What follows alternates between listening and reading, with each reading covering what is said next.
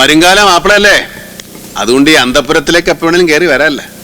അല്ല, ഞാൻ അറിയാഞ്ഞിട്ട് ചോദിക്കുകയാണ്, എന്താണ് പറഞ്ഞു നിന്റെ ഉദ്ദേശം? കല്യാണം ആലോചിച്ച ഒരു ബ്രോക്കർ അങ്ങോട്ട് അയച്ചത് ആളെ കളിയാക്കാനാണ്?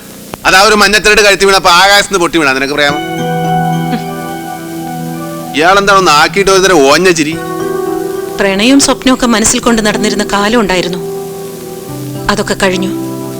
അതുകൊണ്ട് തന്നെയാ ഇനി ഒരു വിവാഹം വേണ്ടെന്ന് വെച്ചതും. പക്ഷെ അന്നൊരിക്കൽ പറഞ്ഞില്ലേ, മറ്റുള്ളവരുടെ വഴി മുടക്കിയിട്ട് നിൽക്കുന്ന ഈ ജന്മത്തെക്കുറിച്ച്. ഇനി ഞാനായിട്ട് ആരുടെയും വഴി മുടക്കണ്ടെന്ന് തോന്നി.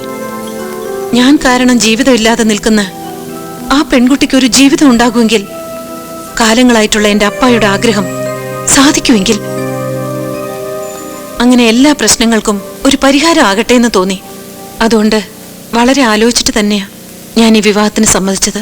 എന്റെ കൊച്ച, നീ എന്നെ കുറിച്ച് എന്തറിഞ്ഞിട്ടാണ് ഈ പറയണത്? ചില നേരത്ത് എനിക്ക് തന്നെ എന്റെ സ്വഭാവം പിടിക്കുന്നില്ല. വെറുതെ റെയിലെ കൊണ്ട് തലവെക്കല്ലേ, പീസായി പോവും. എല്ലാ പ്രശ്നങ്ങൾക്കും പരിഹാരമാകുമെന്ന് കരുതി നീ ത്യാഗമൊന്നും ചെയ്യാൻ നിൽക്കണ്ട. ഇത് ത്യാഗമൊന്നുമല്ല, എന്റെ ഇഷ്ടമാണ്. ഞാൻ അറിയാതെ എപ്പോഴും എന്റെ മനസ്സിൽ തോന്നിയൊരു ഇഷ്ടം. എന്റെ പൊന്നുപിള്ളേ, വെറുതെ മനുഷ്യനെ ഇടങ്ങേറാക്കല്ലേ. ഇപ്പൊ ഞങ്ങൾ വലിയ കുഴപ്പക്കാരൊന്നുമല്ല, ശരി, അധ്വാനിച്ച് ജീവിക്കുന്നവർ തന്നെയാണ്. പക്ഷെ ഞങ്ങളുടെ ഫ്ലാഷ് ബാക്ക് നിനക്ക് അറിയാവോ? ഞങ്ങൾ നാട്ടിൽ 4 പേര് കേട്ടാ ദോഷം പറയാത്ത കള്ളന്മാരാണ്. സത്യം പറയാമല്ല, ഒരു 5-6 പ്രാവശ്യം ജയിലിൽ കിടന്ന് ഉണ്ടേന്ന് തിന്നിട്ടുണ്ട്. അതുകൊണ്ടാണ് ഞാൻ പറയണത്, ഞാൻ നിനക്ക് ചേരണ മാപ്പിളെ അല്ല മകളെ. നിനക്ക് നല്ല കിണ്ണം കാച്ച മണിമണി പോലത്തെ തേവാരി ചെറുക്കന്മാരെ കിട്ടും, അവരെ പിടി. എന്നെ വിട് മകളെ. സുലാൻ, നിൽക്ക്. ബലമായിട്ടാണെങ്കിലും നിങ്ങൾ ആ താലിച്ചരട് എന്റെ കഴുത്തിൽ അണിയിച്ചത് ഞാൻ ആരാധിക്കുന്ന മൂർത്തിയുടെ നടയിൽ വെച്ച.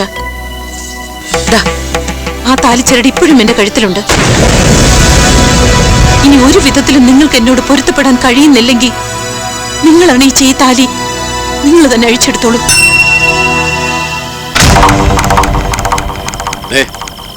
വാശിയും വൈരാഗ്യവും തീർക്കാൻ ആ തേവാത്തിയുടെ കഴുത്തേക്ക് ഇട്ടിരുന്ന ഗുരുക്കായത് ഞാൻ നിങ്ങോട്ട് അയച്ചിട്ട് പോകും.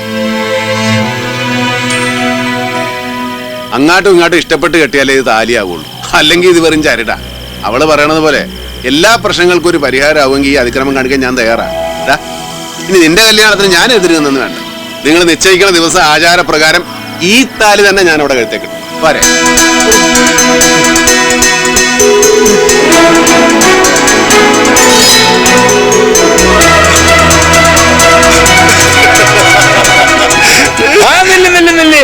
കെട്ടിപ്പിടിച്ച് ഹൃദയം കൈമാറാൻ വരട്ടെ. എന്റെ ഒരു കണ്ടീഷൻ സമ്മതിച്ചാലേ ഈ കല്യാണം നടക്കൂ. നിങ്ങൾ പെണ്ണ് കെട്ടിക്കോ, പക്ഷെ രാത്രി പഴയതുപോലെ ഞാൻ നിങ്ങൾ രണ്ടുപേരും നടുക്കേ കിടക്കും. ശരിയാ, ഒന്നും അറിയാത്ത പിഞ്ചു പൈതങ്ങളല്ലേ. എല്ലാ കാര്യങ്ങൾക്കും തൊമ്മനങ്ങളുടെ മേൽനോട്ടം വളരെ നല്ലതാ. അതെ.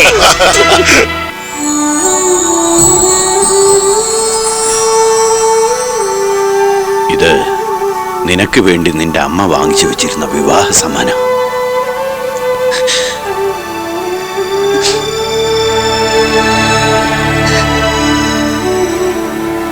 ഇത് നീ അണിഞ്ഞു കാണുന്നതിനുള്ള ഭാഗ്യം അവർക്കുണ്ടായില്ല. അവളുടെ ആത്മാവ് ഇപ്പൊ സന്തോഷിക്കുന്നുണ്ടാവും. എല്ലാം മംഗളമായിട്ട് നടക്കാൻ പോവല്ലേ.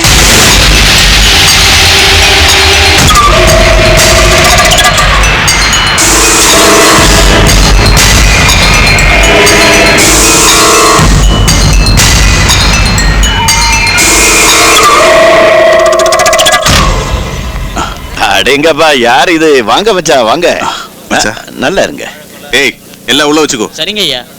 கல்யாண பொண்ணுக்கு பிடிச்ச நிறைய ஸ்வீட்ஸ் இருக்கு, நல்லா சாப்பிடணும். பாட்டிக்கு உடம்பு எப்படி இருக்கு மாமா? வயசாச்சு இல்லையா, அடிக்கடி உடம்பு சரியில்லாம வருது. பூங்காவனம், மாமாவுக்கும் கையால ஒரு சூப்பர் டீ போட்டு எடுத்துட்டு வா. சரி. വാ മച്ചാ. മച്ചാ, ഒരു മുഖ്യமான വിഷയം. എന്നാ? അത് ഈ അവസരത്തിൽ മച്ചാനോട് പറയുന്നത് ശരിയാണോ എന്ന് എനിക്കറിയില്ല. പക്ഷേ അതറിഞ്ഞിട്ടും പറയാതിരുന്ന അത് ഈ കുടുംബത്തോട് ഞാൻ ചെയ്യുന്ന തെറ്റായിരിക്കും. തോട്ടത്തിലെ ഒരു ജോലിക്കാരൻ പറഞ്ഞ ഞാൻ അറിഞ്ഞത്. പിന്നെ അത് ശരിയാണെന്ന് അന്വേഷിച്ചു. അപ്പോ എല്ലാം ശരിയാണെന്നാ കേട്ടത്. എന്താ? പൂങ്കാവനത്തിന്റെ മാപ്പിളെ നാട്ടിൽ അറിയപ്പെടുന്ന ഒരു കള്ളനായിരുന്നു. അവൻ മറ്റുമല്ല, അവന്റെ കൂടെ ഇരിക്കുന്ന ആൾക്കാരും.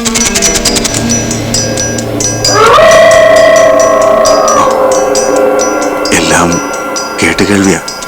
കേട്ടതൊക്കെ ശരിയാണോന്ന് മച്ചാൻ കൂടി ഒന്ന് ആലോചിച്ചിട്ട്. കേട്ടതൊക്കെ ശരിയാ. പണ്ട് അവരങ്ങനെയൊക്കെ ആയിരുന്നു. അവരെപ്പറ്റി അയാൾ തന്നെ അവളോട് എല്ലാം തുറന്നു പറഞ്ഞിട്ടുണ്ട്. വേണമെങ്കിൽ അയാൾക്ക് എല്ലാം മറച്ചു വെക്കാമായിരുന്നു. പക്ഷേ അയാൾ അത് ചെയ്തില്ല.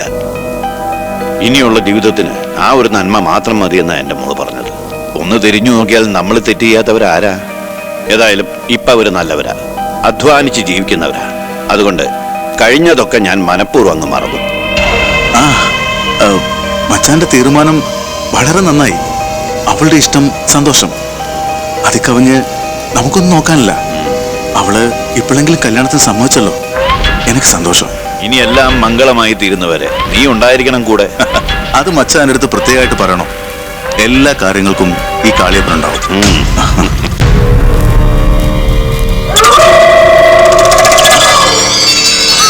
உனக்கு தெரியுமா மாணிக்கா, இந்த ஊர்ல வந்து என் அக்காவை கல்யாணம் കഴിച്ചதுக்கு அப்புறம் ഈ മച്ചാൻ തേവറായത്. ഊരിലെ മുറ അനുസരിച്ച് അക്ക പൊണ്ണിനെ കല്യാണം കഴിക്കേണ്ടത് ഞാനാ. അടുത്ത തേവറാകേണ്ടത് ഈ കാളിയപ്പനാ. എന്നിട്ടിപ്പോ നാനാറായി. കാലങ്ങളായി മനസ്സുക്കുള്ള കൊണ്ടുനടന്ന പൊണ്ണിന്റെ കല്യാണം നടത്തിപ്പുകാരൻ. താങ്ക മുടിയില്ല മാണിക്ക, താങ്ക മുടിയില്ല. ആ തേവരയ്യ തീരുമാനിച്ചാ പിന്നെ ആർക്കാ എതിർക്കാൻ പറ്റുന്നേ? ഇന്നലെ വരെ ശത്രുവായി കണ്ടിരുന്ന ഒരാളെ ഇനി അങ്ങോട്ട് ബഹുമാനിക്കാന്ന് പറഞ്ഞാ. ഒരിക്കൽ എന്നെ തോൽപ്പിച്ച് ഇതുപോലൊരു കല്യാണം നടത്താൻ നോക്കിയതാ. എന്നിട്ട് എന്തായി? കല്യാണ ചെക്കൻ കമ്പനി കാസെടുത്ത് ഇന്ത് ഊർ വിട്ട് ഓടിപ്പോയി. എന്നിട്ടും പൂങ്കാവനത്തെ കെട്ടാൻ ഞാൻ റെഡിയായിരുന്നേ. അന്ത നേരം ഇനി കല്യാണമേ വേണ്ടാന്ന് പറഞ്ഞ് അവളുടെ ഒടുക്കത്തെ ശപഥം. എന്നെങ്കിലും അവളുടെ മനസ്സ് മാറുമെന്ന് കരുതി കാത്തിരുന്ന ഞാനൊരു മണ്ടൻ. ഇല്ലേ, അങ്ങനെ ഈ കാളിയപ്പം മണ്ടനാവില്ല. നീ നോക്കിക്കോ മാണിക്ക, ഈ കല്യാണം നടക്കില്ല, ഈ കല്യാണം നടക്കില്ല. നാളെ നിശ്ചയദാർഢ്യത്തിന്റെ ചടങ്ങുകൾ നടക്കുകയല്ലേ? ചടങ്ങുകളും ആഘോഷങ്ങളും ഒക്കെ നടന്നോട്ടെ. ആദ്യം ചെറിയൊരു തീപ്പൊറി, പിന്നെ ബൂം.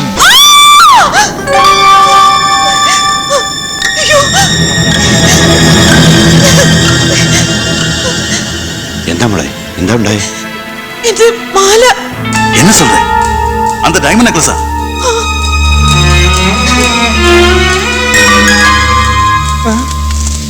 ഓ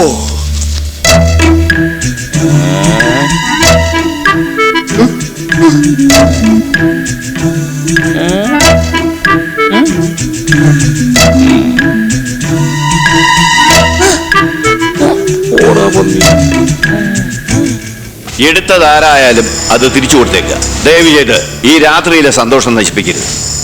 ചേട്ടാ, അത്രയ്ക്ക് ചങ്കൂറ്റുള്ളവനാരാ? ഇതേതായാലും വെറുതെ വിടാൻ പറ്റില്ല. ഒറ്റ ഒരുത്തനെയും പുറത്തു വിടരുത്. എടുത്തവനേതായാലും പുറത്തു പോകാനുള്ള നേരം കിട്ടിയിട്ടില്ല. ഒരെണ്ണം പുറത്തു പോരുത്. മര്യാദക്ക് തിരിച്ചു കൊടുത്താൽ നാറാണ്ട് രക്ഷപ്പെടാം. ഡയമണ്ടാ ഡയമണ്ട്. എന്തോലുണ്ട്?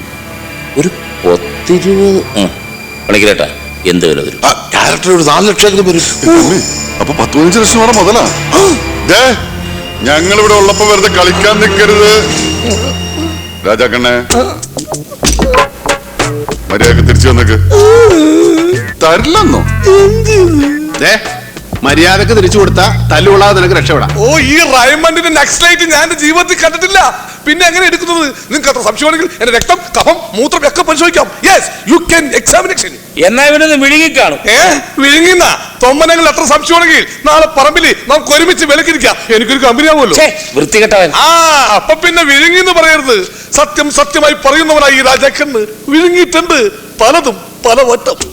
ഇവിടെ കണക്കെഴുത്ത് പിള്ളയായിരുന്നപ്പോൾ തേങ്ങയുടെ കണക്കിൽ മാസം 50 തേങ്ങ വെച്ച് ഞാൻ വിഴുങ്ങിയിട്ടുണ്ട്. I appreciate you. പൂങ്കാവനത്തിന് കഴിക്കാൻ വെച്ചിരുന്ന ചവനപ്രാശം ഞാൻ വിഴുങ്ങിയിട്ടുണ്ട്. എനിക്കൊരു മനപ്രയാസമില്ല കുട്ടി. തേവർക്ക് കഴിക്കാൻ വെച്ചിരുന്ന വെള്ളലുവി ഞാൻ വിഴുങ്ങിയിട്ടുണ്ട്, തൊണ്ട കെട്ടിട്ടുണ്ട്. അതൊക്കെ ഞാൻ ക്ഷമിക്കുന്നു. പക്ഷേ ഈ റൈമണ്ട് നെക്സ്റ്റ് ലൈറ്റ് ഞാൻ വിഴുങ്ങിയിട്ടില്ല. നിന്റെ പോക്കറ്റ് എന്താ മുഴച്ചിരിക്കുന്നത്? ഒന്നുമില്ല. നോക്കട്ടെ. ഗുളിക. എന്തിന്റെ? പ്രമേഹത്തിന്റെ. ഇത് ആഹാരത്തിന് മുമ്പും ഇത് പിമ്പും. ജിലേബിയാ? എന്നാ പിന്നെ എല്ലാവരെയും ഇനി പരിശോധിച്ചേ പറ്റൂ. അതെ, ആരും കുറ്റം സംഭവിക്കാത്ത നിലയ്ക്ക് എല്ലാരും പരിശോധിച്ചിട്ട് വിട്ടാ മതി. അത് ഞങ്ങൾ തന്നെ ആയിക്കോട്ടെ. അത് വേണ്ട, ജോലിക്കാരെ മാത്രം മതി. മാപ്പിളയും കൂട്ടരും ഇങ്ങോട്ട് മാറിയുന്നുള്ളൂ. എന്നാലും ജോലിക്കാർ കഴിഞ്ഞാൽ പിന്നെ പുറത്തുള്ളവർ ഞങ്ങളാ. നോക്കുമ്പോ എല്ലാരെയും നോക്കണം. ഞങ്ങൾക്ക് അതിൽ യാതൊരു വിഷമവും ഇല്ല. ഉള്ളിന്റെ ഉള്ളിൽ പോലും ഒരു സംശയത്തിന് ഇടയുണ്ടാകരുത്. അതുകൊണ്ടാണ്. അതെ, പന്തി പക്ഷാഭേദം പാടില്ലെന്ന് എല്ലാരും നോക്കണം. ദേ, ഞാൻ തന്നെ തുടങ്ങാം. ദേ കണ്ടോ, എന്റെ പോക്കറ്റിലൊന്നുമില്ല. ദേ കണ്ടോ, ഒന്നുമില്ല. ദേ, ഇവന്റെ പോക്കറ്റിൽ. ദേ കണ്ടോ, ദേ ഒന്നുമില്ല. കണ്ടോ, ദേ ദേ ഇതേ ഇവന്റെ പോക്കറ്റില്.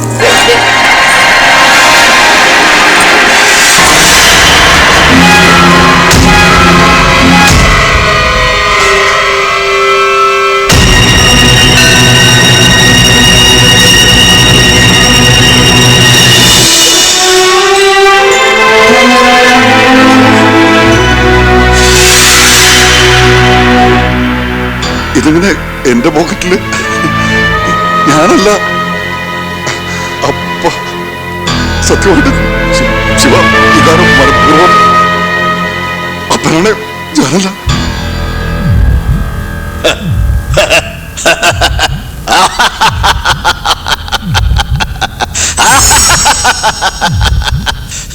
മോളെന്താ പേടിച്ചു പോയോ? നല്ലൊരു ദിവസമായിട്ട് പാട്ടും കൂത്തും മാത്രം മതിയോ? അല്പം തമാശയൊക്കെ വേണ്ടേ?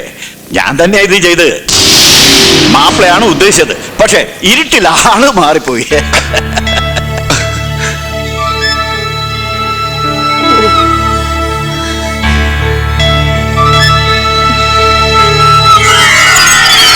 അയ്യേ ബെസ്റ്റ് കോമഡി.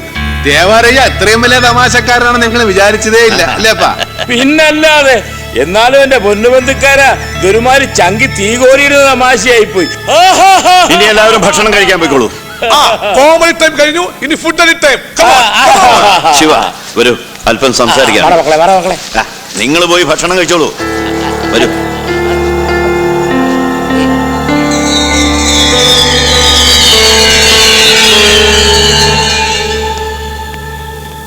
ശിവ, ആ വാതിലടച്ചേക്കൂ. ശിവ, എന്താ? അകത്തേക്ക് വരൂ.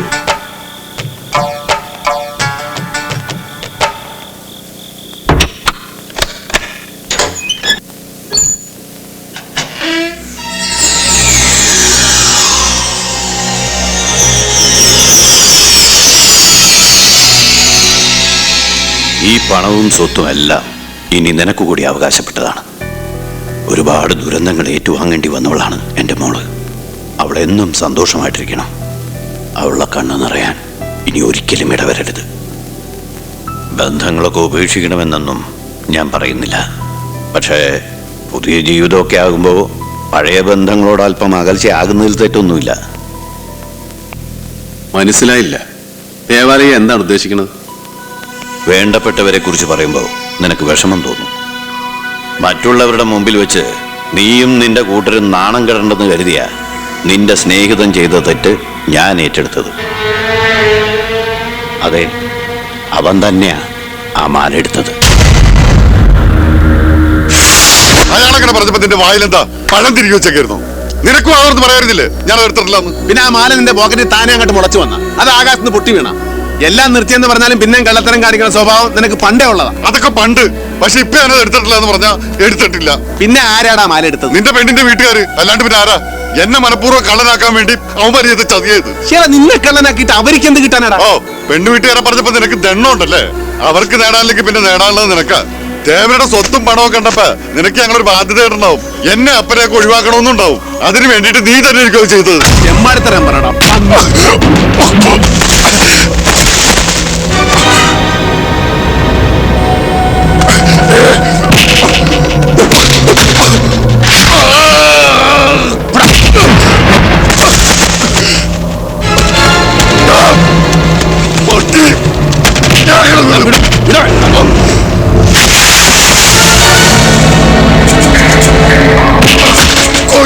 വേണ്ട.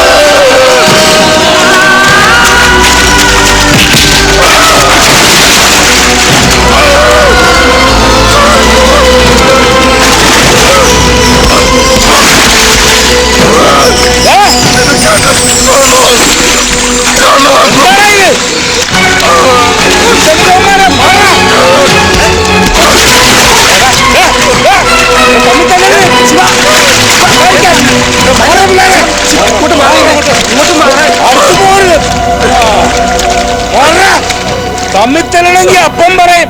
റഫറിയില്ലാത്ത കളി വേണ്ട. പിന്നെ അവനൊരു കാര്യം ചോദിക്കണ വർത്താനം പറഞ്ഞാലാ? നിനക്കിപ്പോ എന്നെ കള്ളനാക്കണം, അത്രയല്ലേ വേണ്ടത്? അതാണ് ഞാൻ തന്നെ ആ മാല പൊട്ടിച്ചത്. ഞാൻ കള്ളനാ, കള്ളൻ. നീയൊക്കെ നന്നാക്കാൻ ശ്രമിച്ചിട്ട് നന്നാകാത്ത കള്ളൻ. നല്ലവരായിട്ടുള്ള നിനക്കൊന്നും ഈ കള്ളന് ചേരില്ല. നീ തേവരുടെ മോളെ കല്യാണം കഴിച്ചിട്ട് സുഖമായിട്ട് ജീവിച്ചോ. നിങ്ങൾക്കൊക്കെ മാനക്കേടുണ്ടാക്കാൻ ഈ കള്ളപ്പെട്ടി ഇനി നിങ്ങളുടെ ഇടയിലേക്ക് വലിച്ചേറി വരില്ല. നീ എന്തൊക്കെ ഉണ്ടായി പറയണ പന്നി? വേണ്ട, എവിടെന്തോ വന്ന നമ്മള് ഇത്രയും കാലം കൂടപ്പിറപ്പുകളെ പോലെ ജീവിച്ചു. ഇപ്പൊ നമ്മള് പിരിയ. മക്കളെ സത്യ മക്കളെ ഏയ് ചുമ്മാതെയാണ്. പോയ അവനോടം വരെ പോകാനാണ്. അവനിങ്ങി വന്നോളൂ, നീ വിഷമിക്കാണ്ടിരി. എനിക്കെന്ത് വിഷമം? എനിക്കൊരു വിഷമമില്ല. ഏയ് എനിക്കൊരു വിഷമമില്ല. അങ്ങോട്ട് നട്ടു ചെല്ലട്ടെന്ന്. മക്കളെ എന്താ പറയുന്നത് പുണ്യാളാ, തൊമ്മനെ വീണ്ടും പരീക്ഷിക്കുകയാണ്.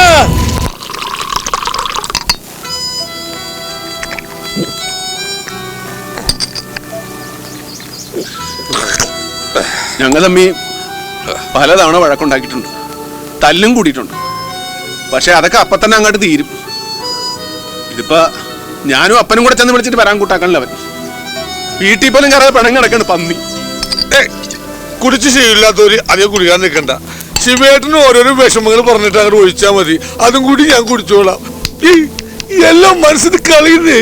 അവൻ എത്ര ദിവസം ഇങ്ങനെ പിണങ്ങി നടക്കുന്നൊന്ന് കാണണമല്ല. അവന് പറ്റുകയല്ലടാ, അവനൊരു പാവമാണ്. ഞാനെന്ന് വെച്ചാൽ അവന് ജീവനാണ്.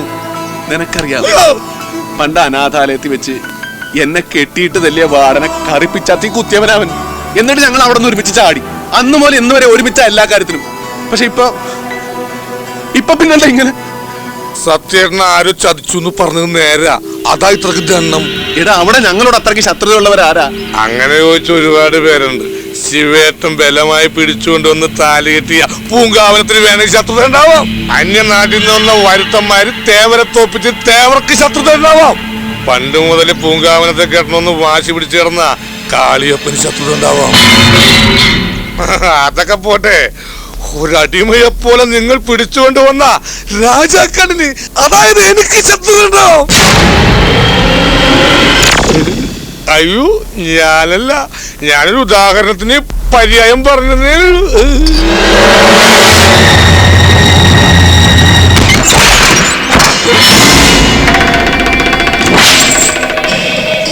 പറയടാ, നീയല്ലേ അത് ചെയ്തത്?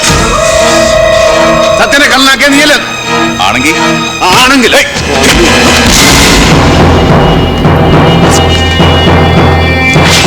ശിവ, എന്താ ഇത്? മച്ചാ, മാപ്പിളെ തണ്ണി പോട്ട് വന്ന് ഗലാട്ട പണ്ട. ദേവരിങ്ങോട്ട് മാറിക്കേ. തൊട്ടുപോരാനെ എന്തായി കാണിക്കുന്നത്? ഇങ്ങനെ ഉപദ്രവിക്കാൻ മാത്രം അവൻ എന്ത് തെറ്റായത്? ഇവനാ എന്റെ സത്യനെ കള്ളനാക്കിയത്. എന്നിട്ട് ഒന്നും അറിയാത്ത പോലെ പുണ്യാവള്ളാപ്പല് നടക്കണ ചന്ദനവും പൂശി പന്നി. ദേവർക്കറിയാവാ, ഇവന്റെ ഉള്ളിലിപ്പ് വേറെയാണ്. ഇവിടത്തെ സ്വത്തും പണവും കണ്ട് മോഹിച്ച് ഇവൻ പൂങ്കാവനത്തിനെ കല്യാണം കഴിക്കാൻ നടക്കാണ്.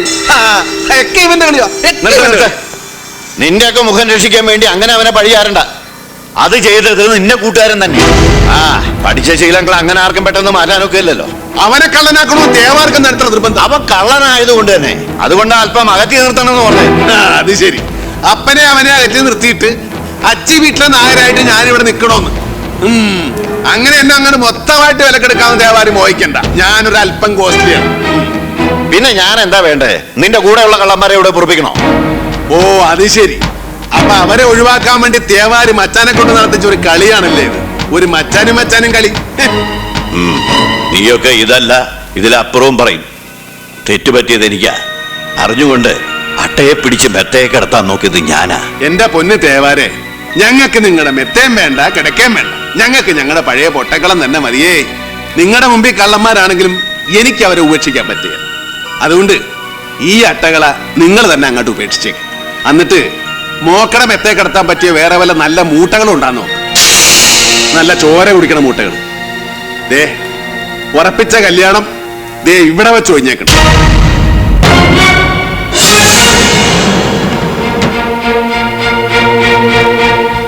എന്റെ പൊന്നു പൂന്തോട്ടമേ, ഞാൻ അന്നേ പറഞ്ഞതല്ലേ നമ്മൾ മോരും മുതിരയും പോലെയാണെന്ന്.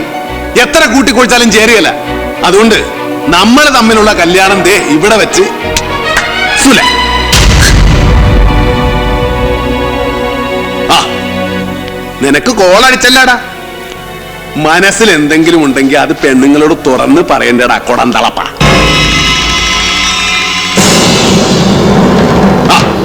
അടുത്ത അട്ട വന്നല്ല, അപ്പനട്ട. എന്താടാ? ഒന്നുമില്ലപ്പ. നമ്മള് കള്ളന്മാരായ അട്ടകളാണ്. നമ്മുടെ ശീലങ്ങൾ മാറ്റാൻ പറ്റുക. അതുകൊണ്ട് നമ്മൾ ഉറപ്പിച്ച കല്യാണം ഞാൻ ഒഴിഞ്ഞു. ഒറ്റ കീറി വെച്ചവരും കേട്ടാ കള്ളും കുടിച്ചോണ്ട് പോക്കണങ്ങളോട് പറയുന്ന പന്നി. ഇവന് കപ്പാസിറ്റി ഇല്ലെന്നിട്ടാ വെറുതെ ബോധക്കേട് പറയണത്. തേവരിയായിട്ട് ഇവൻ പറഞ്ഞൊന്നും കാര്യമാക്കണ്ട. ഓള് വിഷമിക്കണ്ട. നിങ്ങളുടെ കല്യാണം ഉറപ്പിച്ചത് ഈ തൊമ്മനാണെങ്കിൽ തൊമ്മൻ ജീവിച്ചിരിപ്പുണ്ട്. ഈ കല്യാണം നടക്കും. കിടക്കും. അപ്പം വേണ്ടാത്ത വാക്കൊന്നും കൊടുക്കാൻ നിൽക്കണ്ട. ഈ കല്യാണം നടക്കലെന്ന് പറഞ്ഞാൽ നടക്കുക. കള്ളു കുടിച്ച വയറ്റി കിടക്കണം കേട്ടാ. ഒരുമാതിരി കുടിയന്മാരെ പോലെ കിടന്ന് അലമ്പുണ്ടാക്കാൻ നിനക്ക് നാണമില്ലടാ. ഒന്നുമില്ലെങ്കിൽ ഈ ഭവനത്തിൽ മരുമകനായിട്ട് വന്ന് കയറണവനല്ലേ നീ? കല്യാണം കഴിച്ചെങ്കിലല്ലേ മരുമകനാകാൻ ഒക്കുള്ളൂ. കല്യാണം കഴിക്കാതെ മരുമകനാൻ ഒക്കൂ? കല്യാണം കഴിയാൻ വേണ്ടത് വെച്ചില്ലേ? ആഹാ, അങ്ങനെ നിനക്ക് തോന്നുമ്പോ വേണോന്ന് വെക്കാനും വേണ്ടെന്ന് വെക്കാനും ഇതന്നെ പിള്ളേർ കളിയാ. ഇത് കല്യാണമാണ്. അപ്പൊ അപ്പനോട് ഞാൻ അപ്പഴേ പറഞ്ഞല്ലേ ഈ കോപ്പിലെ കല്യാണം വേണ്ടത്. അപ്പനും അവനും വേണ്ടിയിട്ടാണ് ഞാൻ ഈ കൊല കെട്ടി തുള്ളത്. ഇന്നത്തെ ആ തുള്ളാൻ നിർത്തി. എന്താ പറ? നീ തൊമ്മന്റെ മകനാണെങ്കിൽ തൊമ്മ പറയണ പോലെ അനുസരിക്കും. പറയടാ അവരാണ് ഈ കല്യാണം നടക്കുന്നു. പറയടാ. എടാ നിന്റെ അപ്പനാണ് പറയണത്. പറയാൻ. അപ്പനല്ല, അപ്പനേക്കാളും വലിയ അപ്പം വന്ന് പറഞ്ഞാലും നടക്കരുതെന്ന് പറഞ്ഞാൽ നടക്കല്ല. രണ്ടഭിപ്രായം വന്ന തല്ലി തീരുമാനിക്കണം. നിന്റെ അഭിപ്രായം ഞാൻ മാനിക്കണമെങ്കിൽ നീ എന്നെ തല്ലി തോപ്പിക്കണ. അടിക്കാനല്ലേ പറഞ്ഞേ? അപ്പൊ വേണ്ടപ്പാ. അപ്പൊ എന്നെ പറഞ്ഞ പ്രാന്ത് കേട്ടത്. അപ്പൊ അപ്പനും അവനും കൂടെ വേണ്ട ഞാൻ ഈ പാടുകൊണ്ടും പെടുന്ന. അപ്പൊ നീ അപ്പം പറഞ്ഞ് അനുസരിക്കത്തില്ലല്ലേ?